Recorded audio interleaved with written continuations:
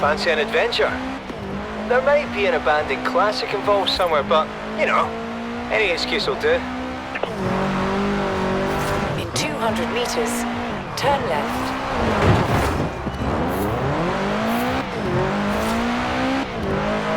Turn left.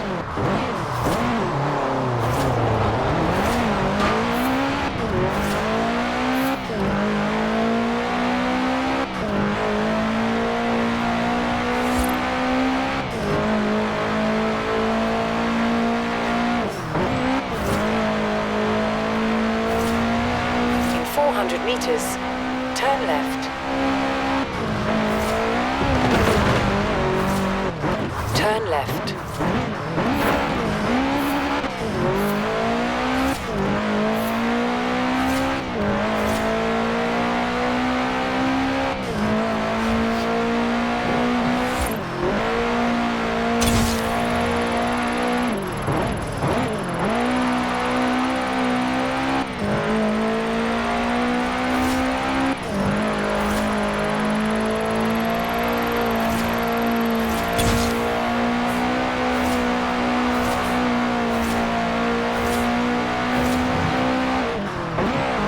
Arrived at your destination.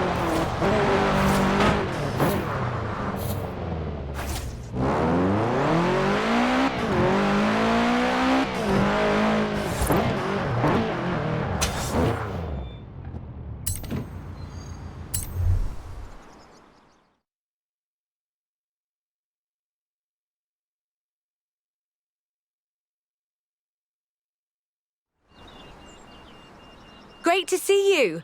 We're shooting a documentary about car culture in the UK, and I need a second driver. You've made a name for yourself, and it would be great to have you aboard. It's simple. You drive, I tell the story. Let's do it.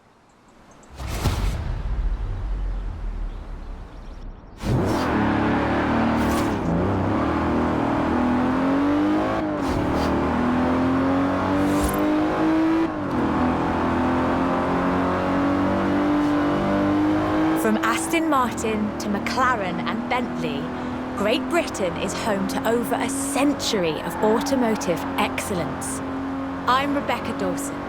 Welcome to British Racing Green, a documentary celebrating that history.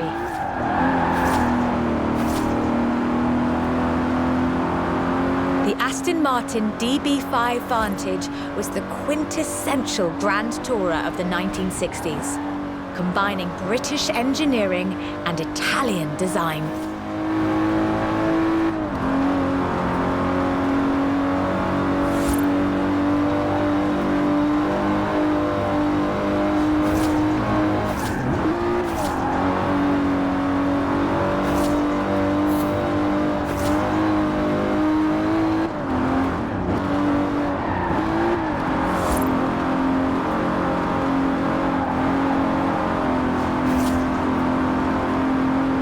Vantage featured side-draft carburetors and a refined camshaft profile, capable of a blistering top speed of 162 miles an hour in 1964.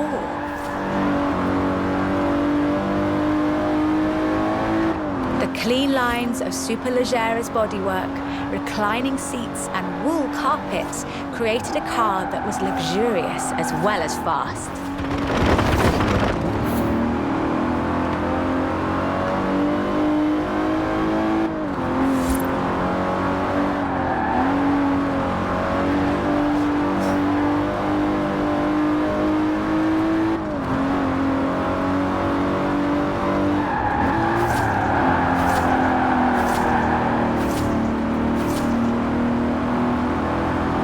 This car would form the basis for the DB range, with later cars improving on the design in many ways. But none would ever achieve the sheer, iconic perfection of the Vantage. In 200 meters, turn left. Turn left. For all of its beauty and engineering perfection, only 65 of these beautiful machines would ever be built. If you own one, you own a piece of British history.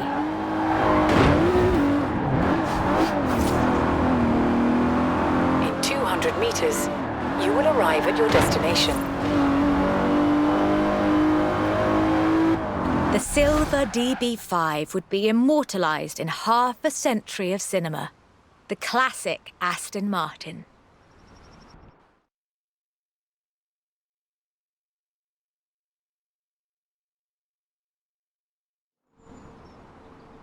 But in 2016, a new DB was unveiled, heralding the dawn of Aston Martin's second century.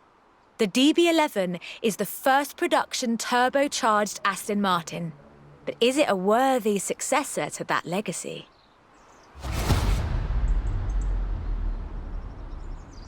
The short answer is yes. It's bold, responsive, and agile, with perhaps the best GT chassis in the world. And listen to it.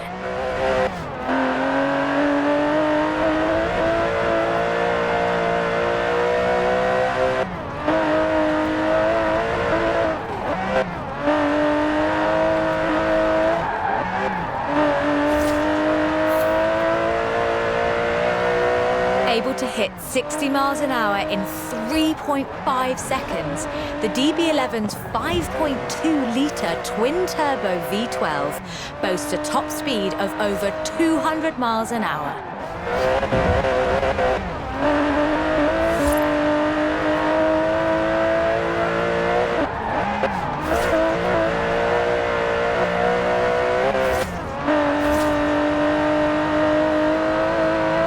The DB11 is not the fastest car in the world, but then it's not trying to be. It's sophisticated, effortless luxury. It's an Aston Martin.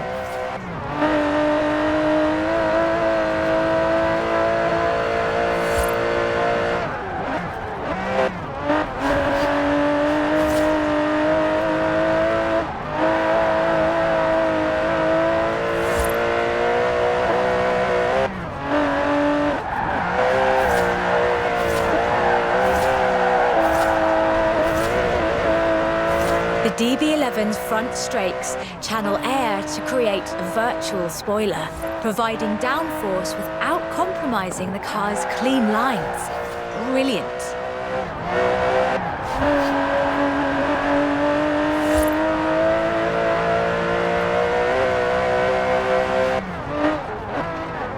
Most importantly, I think, the DB11 proves that Aston Martin is ready for another century of beautiful cars.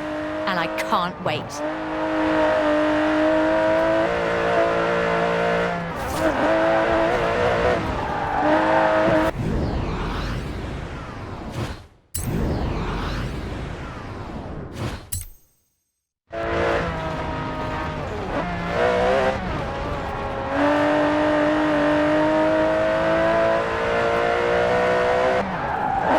Beautiful as they are, Aston Martins are only one of many cars made in the United Kingdom.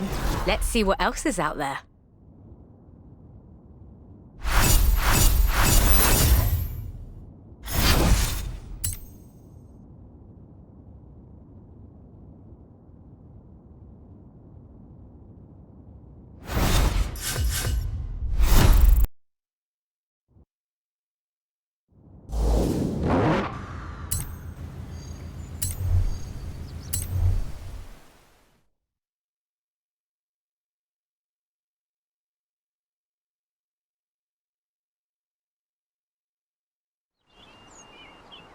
This is shaping up nicely. Time for a change of pace, though. At least at first. The next segment is about Land Rover, and we'll be starting out with the Type 3.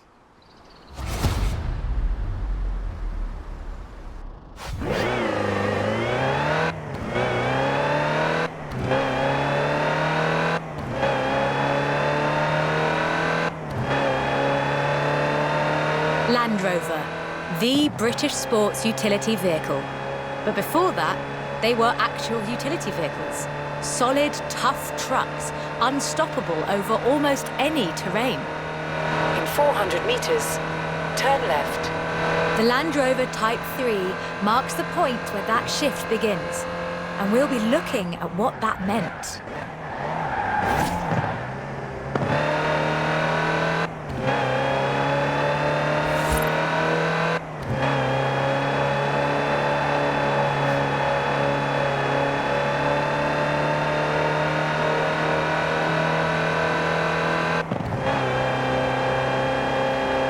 Land Rovers have taken on almost every task imaginable.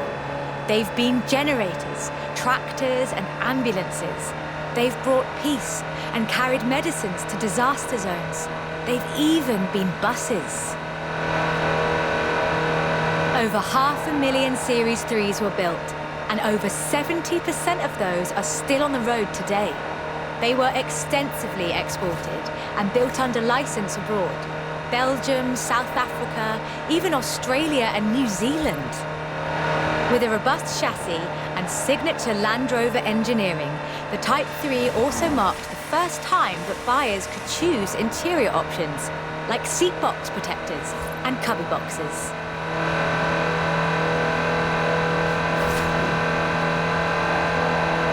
That trend continued, and by 1982, Land Rover were offering the county spec Type 3. Leisure drivers could choose from such luxuries as all-cloth seats, soundproofing, and tinted glass. The trend was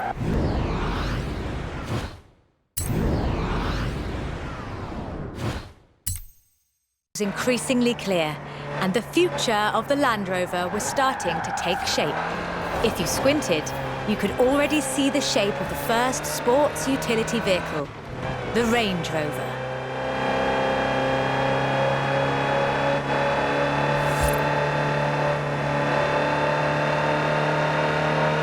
While the stock Type 3 would never be particularly fast uphill, there is almost no hill that it couldn't climb, or down for that matter, if you've put a proper winch on it.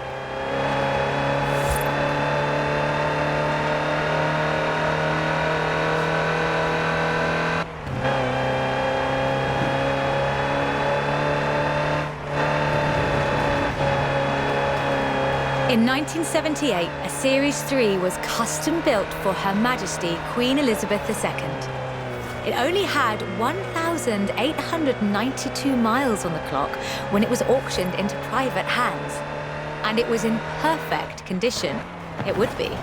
After all, she trained as a mechanic in the 1940s and will likely remain the only royal able to strip and rebuild an engine. Turn left.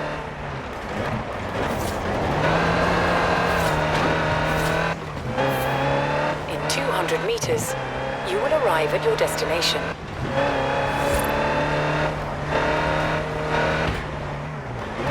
Along with the Range Rover, others would follow.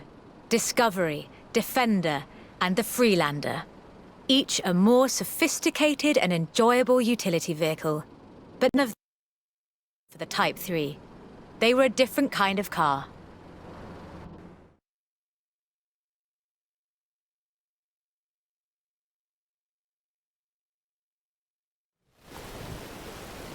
The Type 3 was arguably the first sports utility vehicle, an evolution of the design that would lead ultimately to this.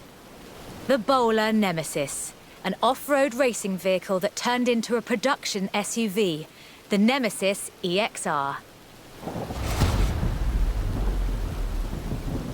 It sports a turbocharged 5-litre Land Rover Jaguar engine, crammed into a carbon fibre chassis with integral roll cage. It even has the grille, headlights and rear lights from a Range Rover.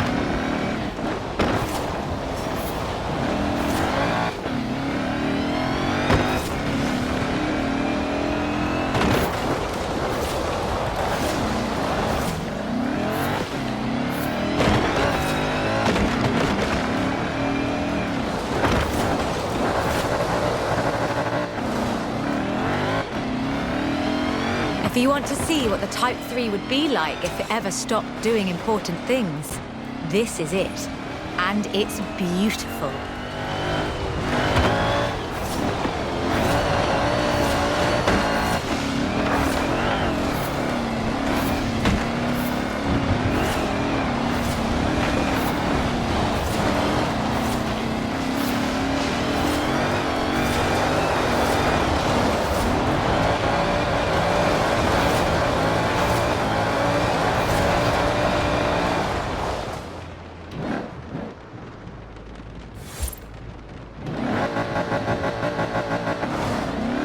This is an all-terrain supercar. That's the only fair description for this. But that's what you get when you build an SUV with Land Rover DNA.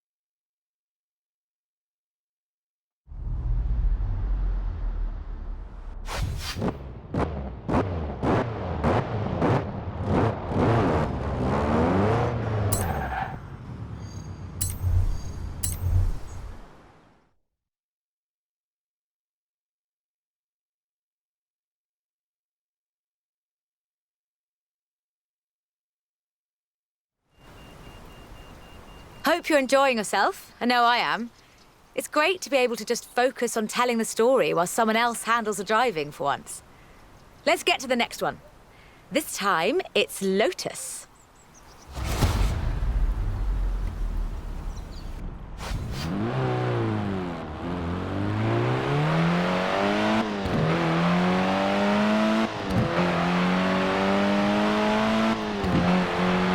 Lotus Engineering Limited began as many stories in British engineering do, in an old barn. The first Lotus cars were offered as kits. You built them yourself. From 1962, they began to actually build the cars themselves. The Elan Sprint showed exactly what they intended to do. Built around a steel backbone with a fiberglass chassis, the Sprint weighed in at a meager 687 kilos parked on the curb. On the road, this translated into brilliant agility and fantastic performance.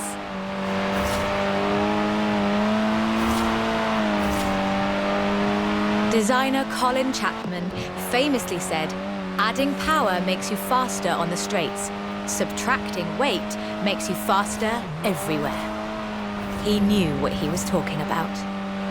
In 100 meters, turn right.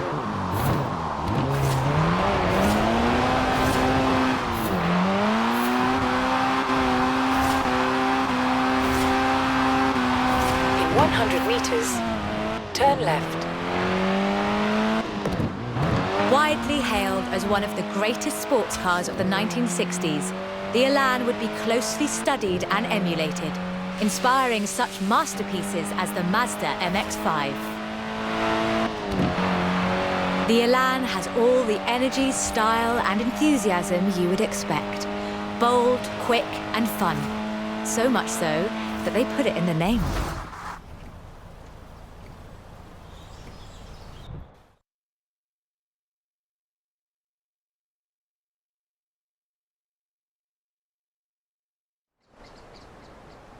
The Elan Sprint was a financial as well as an engineering success for Lotus, validating their approach to design and resulting in a whole family of light, agile roadsters. Which brings us to this, the Lotus Exige. It's heavier than the Elan, admittedly, but it's faster. Much, much faster. Touch the pedal, the Exige responds with instant, relentless acceleration, as you'd expect.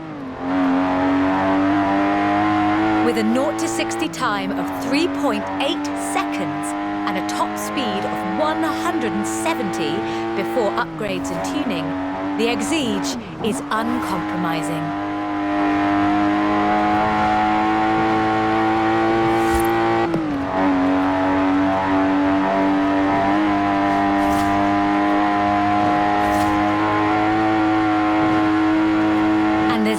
Power steering, so you can really feel the road. A genuinely thrilling drive, and one that isn't afraid to demand you take it seriously. In 400 meters, turn left. Turn left.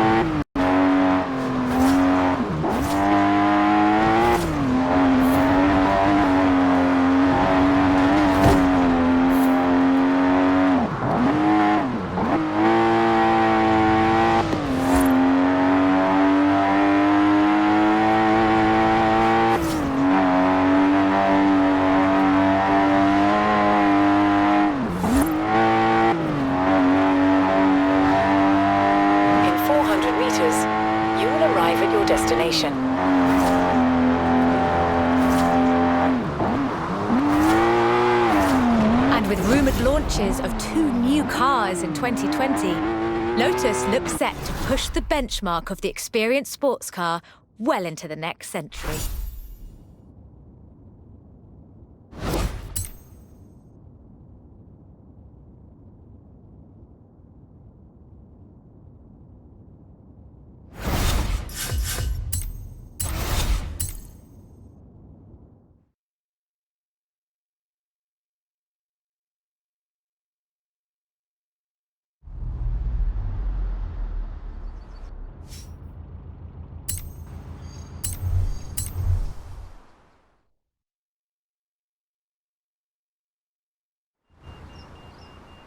Done much rallying? That's a joke. We've all seen what you've been up to. We're doing the next bit on location. You'll see why when you get there.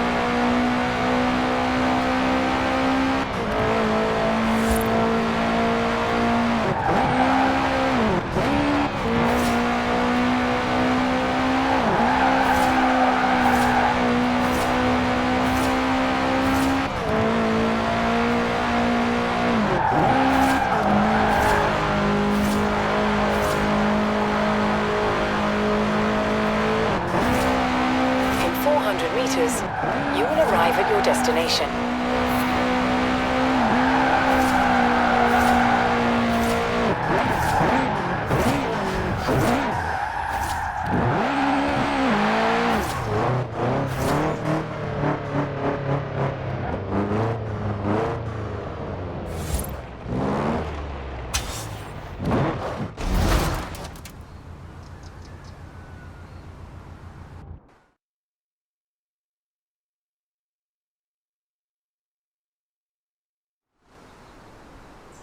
Ford, that most American of cars. But the Ford Escort, oh, that's British. And more than that, the Escort would become for many synonymous with Group B. In the 70s, Ford had embraced that destiny so firmly that they'd begun their own championships to find new drivers. Drivers for cars like the RS 1800.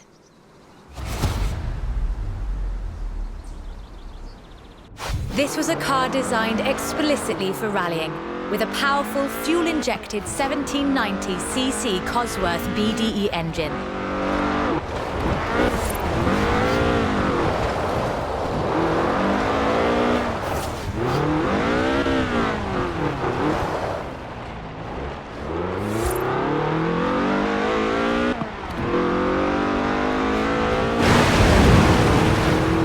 Homologation rules required that all cars entered into the group be production, so Ford built 200 of them.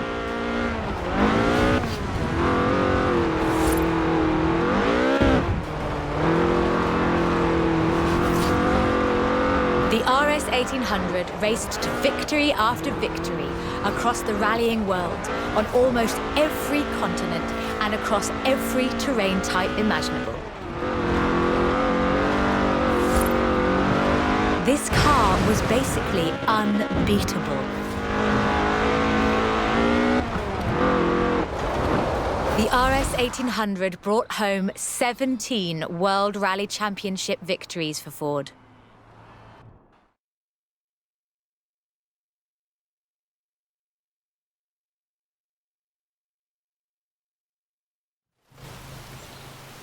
So, of course, Ford set out to design a better one.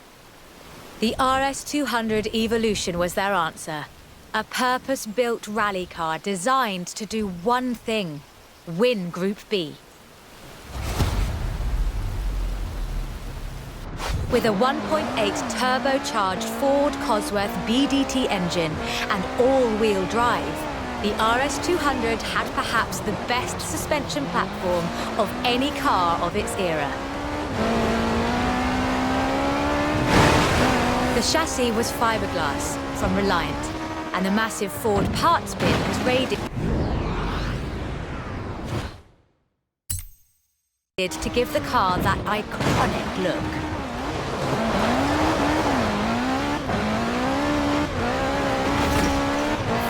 That was spectacular. Take a breather and let's try again with less excitement.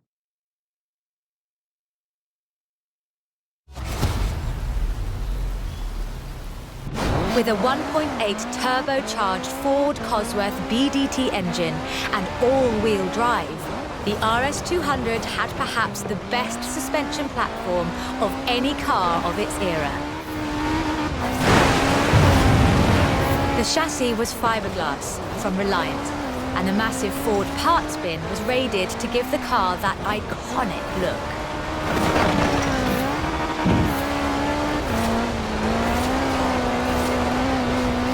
But while the car had potential, turbo lag at low RPM and a poor power-to-weight ratio meant that it never placed better than third. The end of Group B in the mid-80s meant the end of the RS200 as a rallying car. Fortunately, Ford built over 200 as part of the homologation requirements for Group B, so you can still find them, if you're lucky.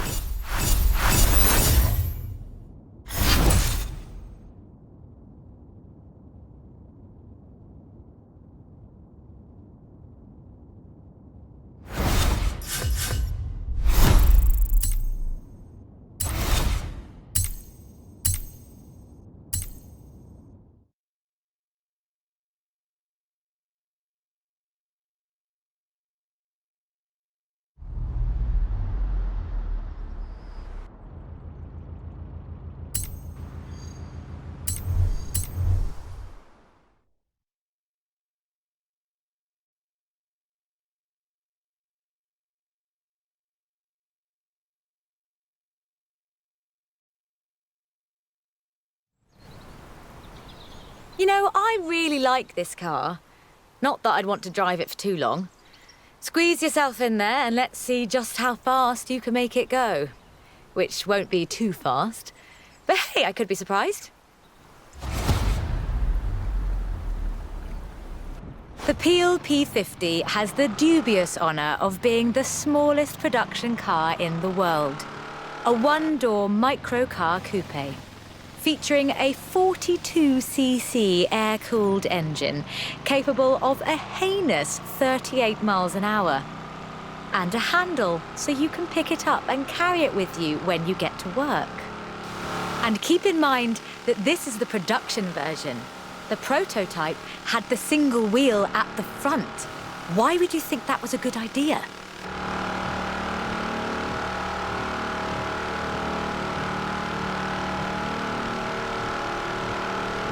In 2010, though, production restarted at Sutton-in-Ashfield. So, if you'd like to own the modern incarnation of this, I suppose you can.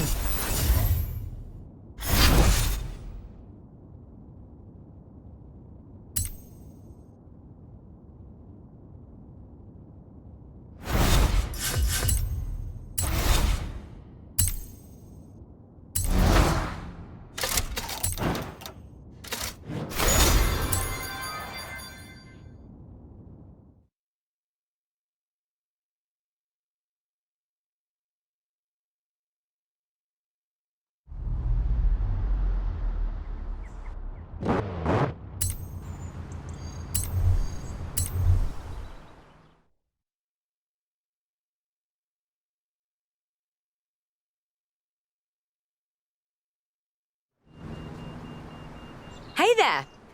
How about a car with some actual legroom and some actual speed? This section's about what happened when McLaren decided to make a road car. You're going to enjoy this.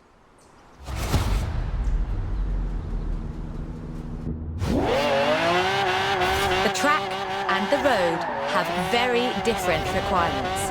For McLaren, that was a challenge they were more than willing to embrace. In 1988, they set out to create the finest sports car the world has ever seen. By 1993, they had achieved their goal, and the honestly fantastic F1 was the result. 106 would be built across all variants, and it remains one of the very best road cars ever made. The F1 has no turbocharger. That would have compromised the driving experience, increased complexity, and resulted in turbo lag. The F1 is a naturally aspirated supercar, one of the fastest in the world, in fact.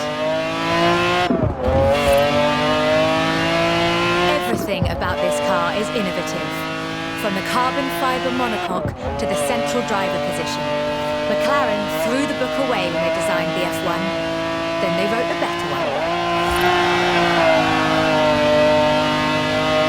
The F1's monocoque chassis is incredibly lightweight, only 100 kilos all told, which posed a significant challenge because carbon fibre and fiberglass aren't great insulators.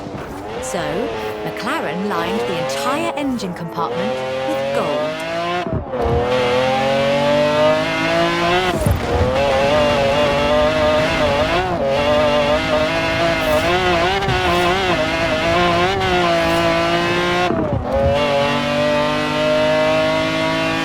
McLaren's racing heritage is so deeply ingrained in this machine that when they took it to Le Mans in 1995 and faced off against purpose-built racing machines, they won.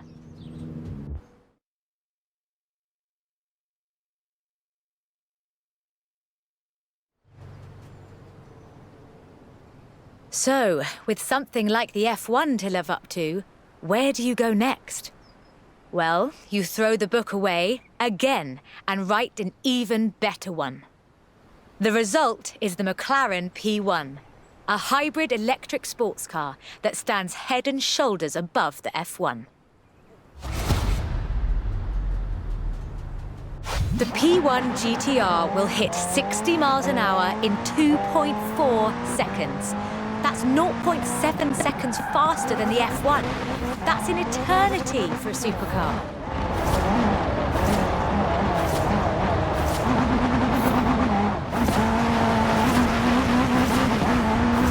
At the roundabout, take the third exit.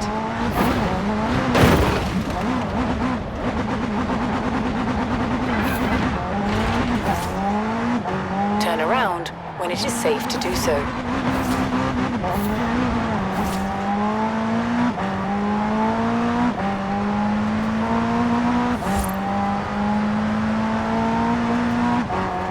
Remember those problems with turbo lag?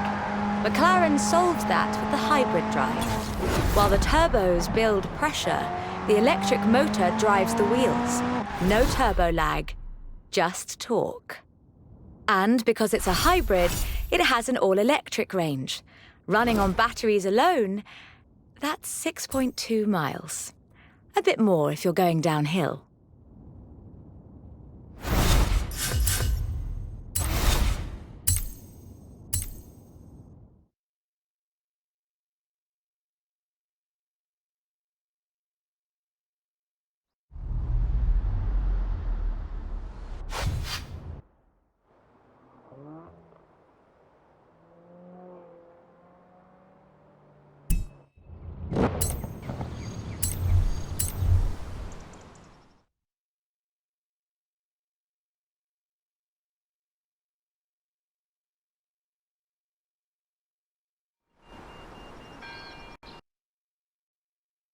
Did Alex ever tell you the story of what we got up to in Colorado? There was this sleeper car competition, you see. Let's just say no one was ready for the sunbeam.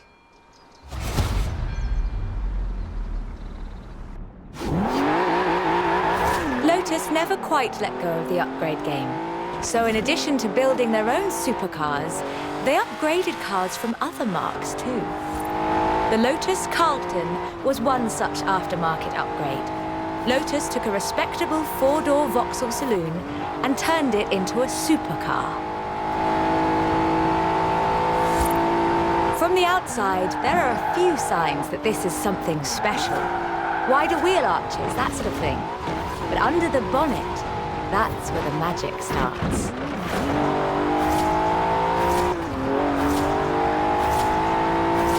Engine capacity was increased to 3.6 litres, and twin Garrett T25 turbochargers were added. The engine block was reinforced, and new crankshafts were forged by Opel and machined in Germany.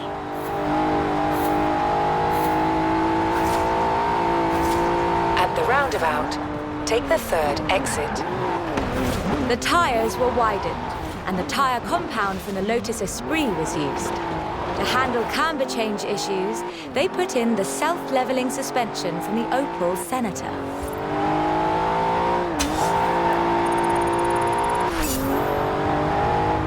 The only upgrade they didn't put in was an electronic speed limiter.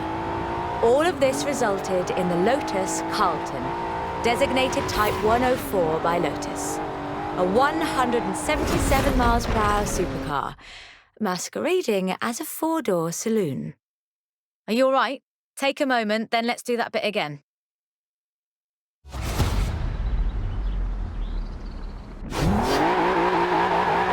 Lotus never quite let go of the upgrade game. So in addition to building their own supercars, they upgraded cars from other marques too. The Lotus Carlton was one such aftermarket upgrade. Lotus took a respectable four-door Vauxhall saloon and turned it into a supercar. From the outside, there are a few signs that this is something special. Wider wheel arches, that sort of thing. But under the bonnet, that's where the magic starts. Engine capacity was increased to 3.6 litres, and twin Garrett T25 turbochargers were added. The engine block was reinforced, and new crankshafts were forged by Opel and machined in Germany.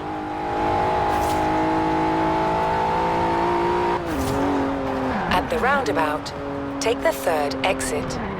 The tyres were widened, and the tyre compound from the Lotus Exige was used. To handle camber change issues, they put in the self-leveling suspension from the Opel Senator. The only upgrade they didn't put in was an electronic speed limiter. All of this resulted in the Lotus Carlton, designated Type 104 by Lotus. A 177 miles per hour supercar, masquerading as a four-door saloon. Only 950 of these custom gems were built, and they've become something of a modern classic.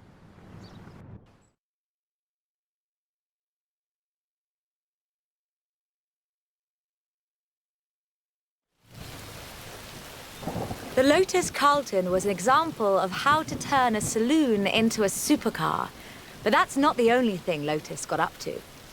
In 1979, Chrysler approached Lotus to create a strict rally version of their Sunbeam three-door hatchback. Lotus, as you might imagine, rather enjoyed the challenge.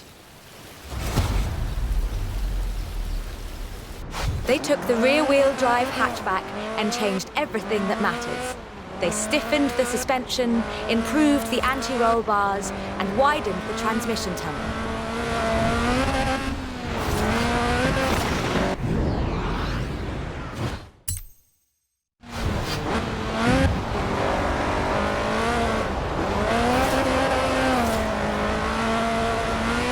Performance was increased by fitting a 2.2-litre version of the Lotus 911 slant four-cylinder engine, resulting in an impressive 250 brake horsepower, up from a meager 105 on the original.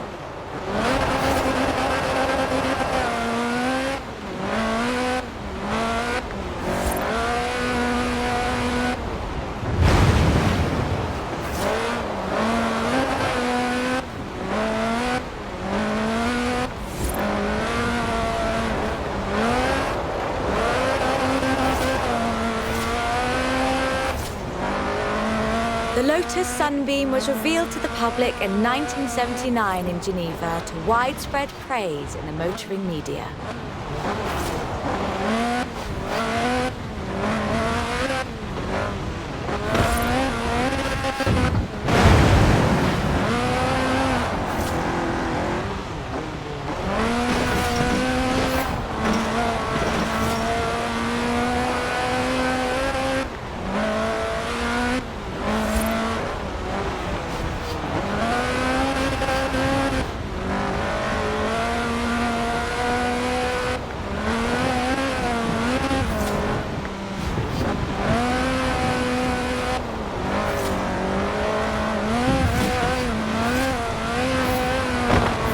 Makes you wonder if Lotus should do more conversion. It's a silly question, actually. Lotus should do more conversions. In fact, I'll call them right now.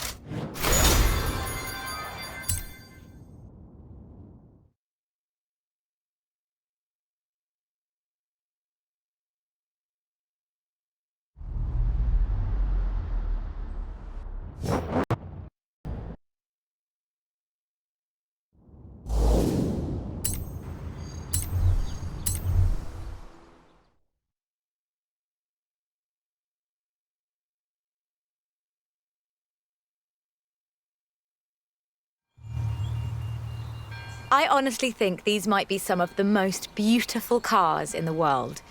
And the story of how it came about is, well, really British. Get in the car and let's get this segment.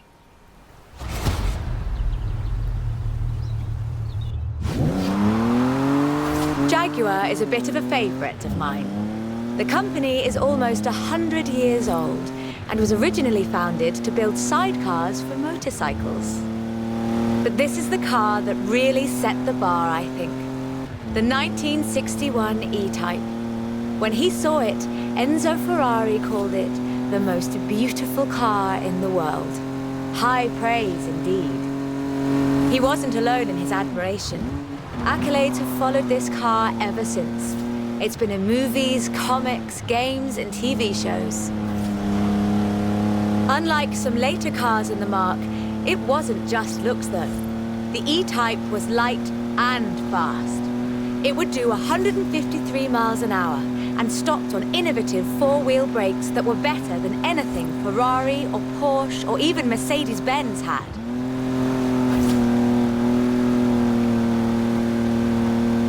It was solid too, with a design based on the D-Type that won the 24 Hours of Le Mans 3 years in a row. At the roundabout, take the second exit.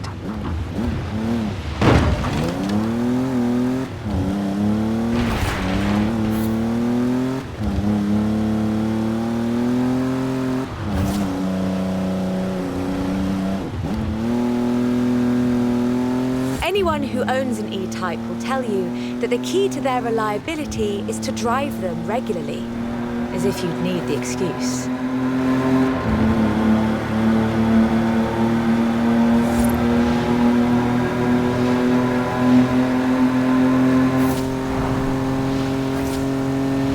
About 2,500 were built, and they're a common sight at auto shows, and surprisingly reasonably priced. All in all, an almost perfect Jaguar.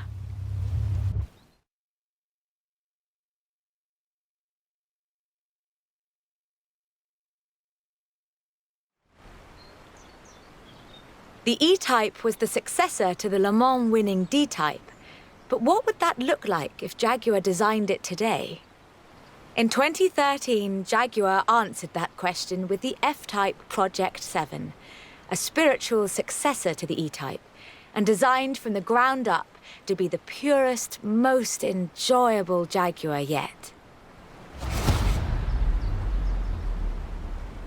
The car's heritage is proudly displayed in the gorgeous D-type curves and the distinctive aero hunch behind the driving position. But like the E-type, it's not just a pretty face.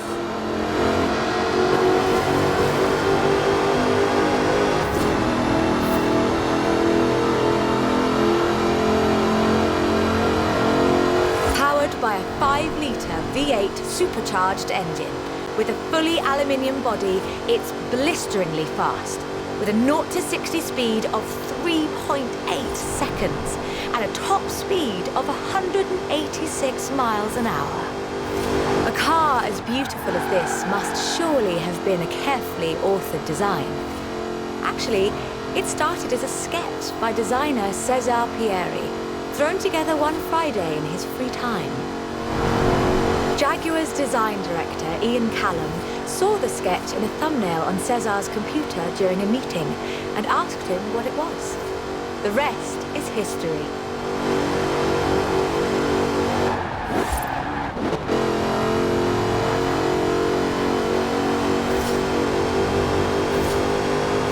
"250 Project 7s were built, as both a successor to the E-Type and as a celebration of Jaguar's victories at Le Mans.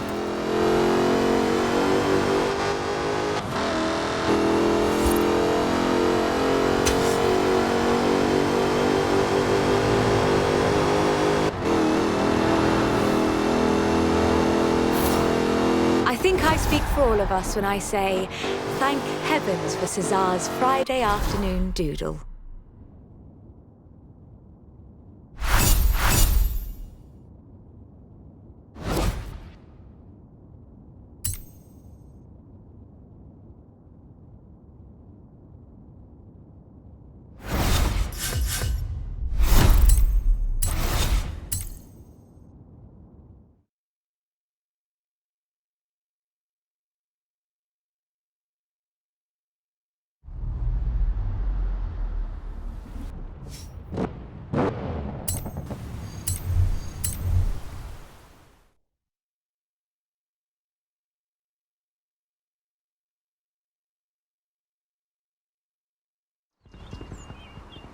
We're almost done, but we've saved the good stuff for last.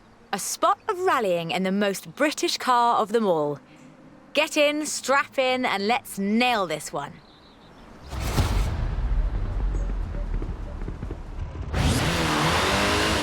There is one car built in Great Britain that is, quite fairly, considered one of the most influential cars of the century. In 100 meters, turn left. It's a surprisingly spacious little city car with a side-mounted engine. It's an icon of popular culture.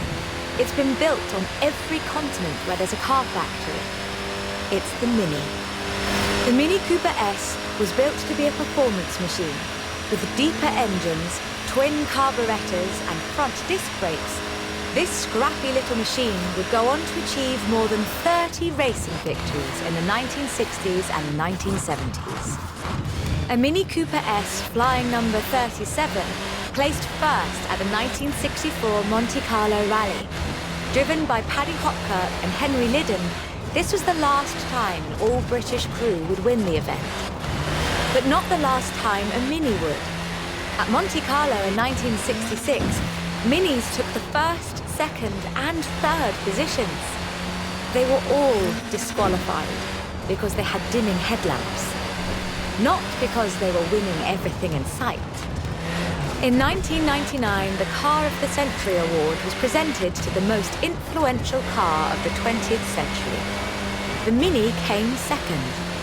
It was beaten by the Model T Ford. That's fair, I suppose. 5.3 million Minis would be sold, making it the most popular British car.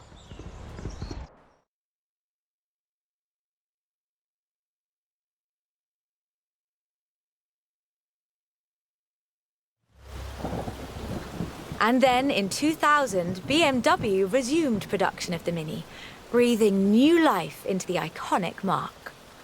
If the Mini of the 1960s had its sights set on the roads of Monte Carlo, the X-rayed Countryman has its eyes on something a little tougher. The deserts and rough terrain of the Dakar, for starters. A wit once said that the only thing mini in this monster was the pedal. That's rather missing the point, I think. The X-Rayed Countryman is much, much bigger than the Mini Cooper. It has to be. A stage of the Dakar demands literally tons of gear. You could call it a tank. It does rather sound like one.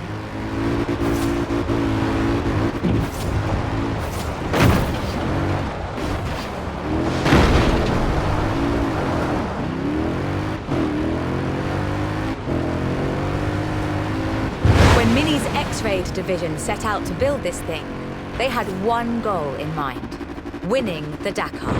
And they did, every year, from 2012 to 2015.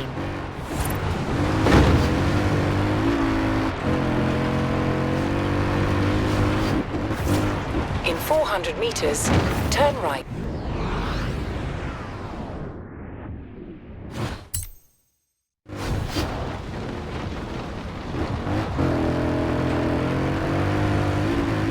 It's designed to be driven for 2 weeks over deserts and badlands, 5 kilometers above sea level. And it still handles like a hot hatch on a nice bit of dry airstrip.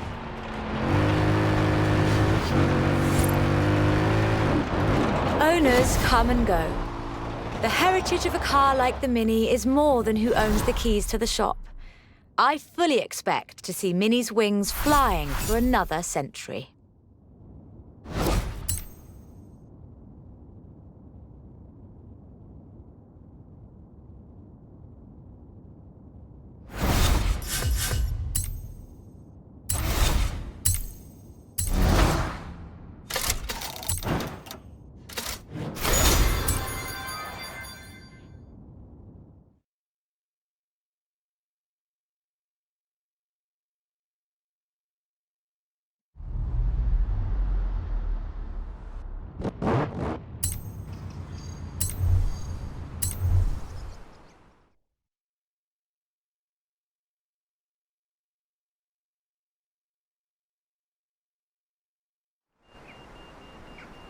This is quite the story.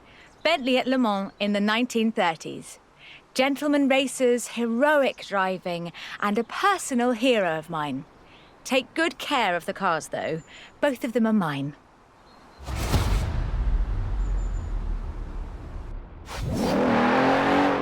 Bentley, a company founded in 1919 in Cricklewood, North London, and purchased by Rolls-Royce in the 30s. A company synonymous with both racing and luxury. Perhaps the best example I know of those two extremes of British engineering. For almost a century, every Bentley was hand-built to exacting standards.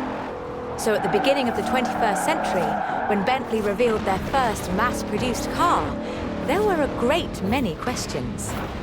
The car was the Continental GT, an elegant grand tourer that combined a racetrack pedigree with exquisite style and all the power you could need.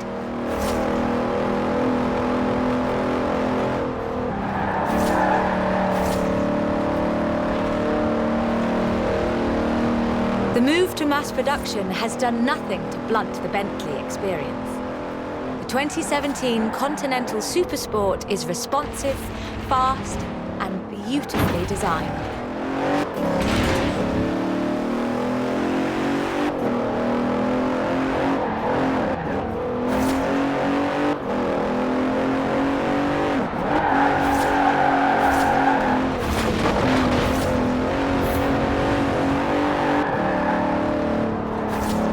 It brings together all-wheel drive, carbon fiber bonnet sides and side skirts to create the most powerful performance-focused car the company has ever built.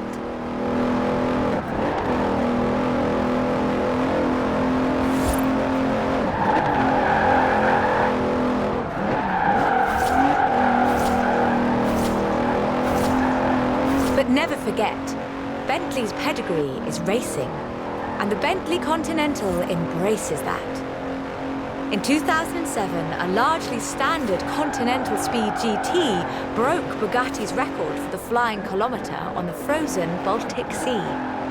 And then in 2011, they broke their own record. 205 miles an hour, both ways, on ice. Even when building these gorgeous Grand Tourers, Bentley is driven to excellence.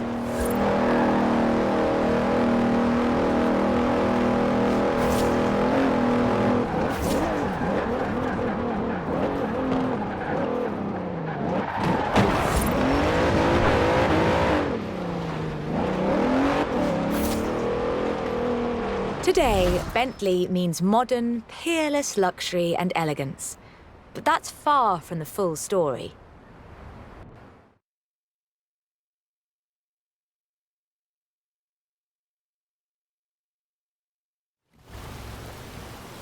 A century ago, Bentley meant something else entirely. It meant Le Mans. In 1930, eccentric race team owner Dorothy Paget financed a rather special Bentley at the Le Mans. It was a 4.5-litre supercharged masterpiece, driven by Sir Henry Bentley Boy Birkin. It posted the fastest time on the day, but it failed to finish. But what a race it was. Sir Henry's courageous driving forced Rudolf Caracciolla's 7-litre Mercedes out of the race at the cost of his own victory. But in doing so, he handed the day to the Bentley Sixes. A gentleman racer indeed.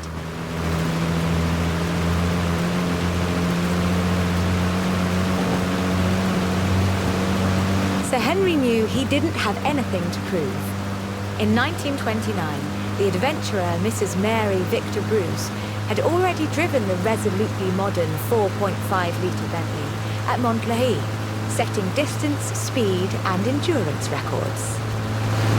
The Bentley's performance so annoyed Ettore Bugatti that he called it the world's fastest lorry.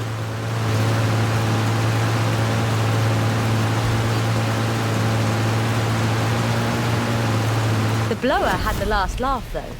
In 2012, it was sold at auction for over £4 million, which is more than enough to buy a Veyron and a racing truck, if you're keeping score.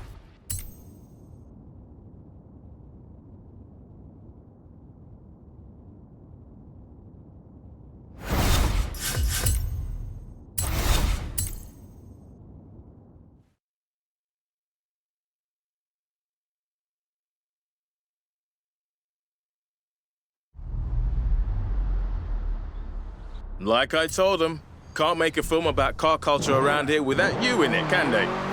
I'll let you know if they need you back.